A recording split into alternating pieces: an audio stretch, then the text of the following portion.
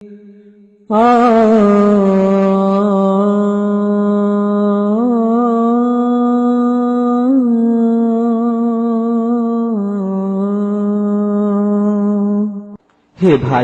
আমাদের কি হলো? আমরা আজ আখিরাতকে ভুলে গিয়ে দুনিয়ার মোহে আচ্ছন্ন হয়ে আছি। অথচ রাসূল সাল্লাল্লাহু আলাইহি ওয়াসাল্লাম আমাদেরকে দুনিয়ার মোহে আচ্ছন্ন হওয়া থেকে সতর্ক করেছেন। রাসূল সাল্লাল্লাহু আলাইহি ওয়াসাল্লাম বলেছেন, ইন্নাদ দুনিয়া হুলওয়াতুন খাদিরাতুন ওয়া ইন্নাল্লাহা মুস্তাখলিফুকুম ফিহা ফায়ানজুরু কাইফা তা'মালুন। নিশ্চয় দুনিয়া হচ্ছে সবুজ শ্যামল ও চাকচিক্যপূর্ণ। আল্লাহ তাআলা তোমাদেরকে এই দুনিয়াতে প্রতিনিধিত্ব দান করেছেন। তিনি দেখবেন তোমরা দুনিয়াতে কি করো, তোমরা দুনিয়াতে এসে কেমন আচরণ করো। অতঃপর রাসূল সাল্লাল্লাহু আলাইহি ওয়াসাল্লাম বলেছেন, ফাত্তাকুদ দুনিয়া, তোমরা দুনিয়ার ব্যাপারে সতর্ক থাকো, তোমরা দুনিয়ার ব্যাপারে সাবধান থাকো। রাসূল সাল্লাল্লাহু আলাইহি ওয়াসাল্লাম আমাদেরকে দুনিয়ার ব্যাপারে সতর্ক করেছেন। রাসূল সাল্লাল্লাহু আলাইহি ওয়াসাল্লাম আমাদেরকে দুনিয়ার ব্যাপারে সাবধানতা অবলম্বন করতে বলেছেন। হায় আফসোস, অথচ আজকে আমরা আমাদের চিরস্থায়ী আবাসস্থল আখিরাতকে ভুলে গিয়ে এই ক্ষণস্থায়ী দুনিয়ার মোহে আচ্ছন্ন হয়ে আছি।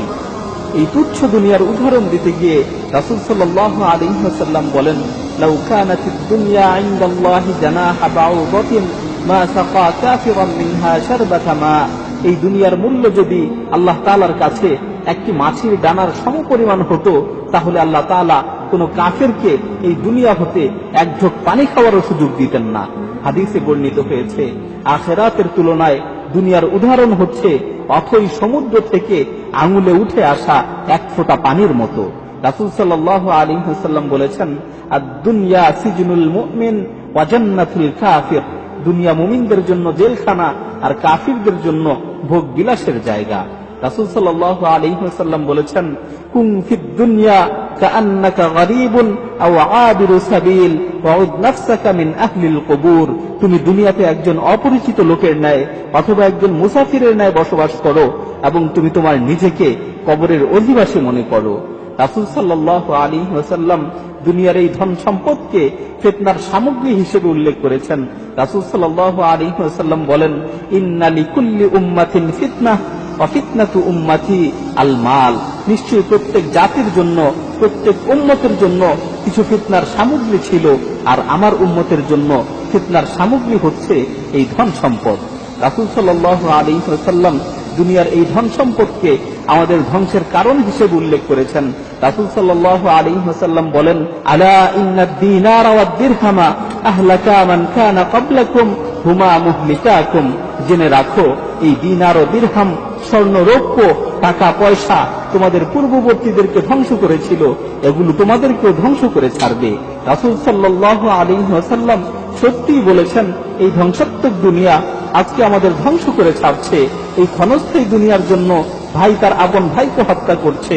এই তুচ্ছ দুনিয়ার জন্য কলিজার টুকরো সন্তান তার পিতামাতার অবাধ্যতা করছে, কলিজার টুকরো সন্তান তার পিতামাতাকে হত্যা করছে।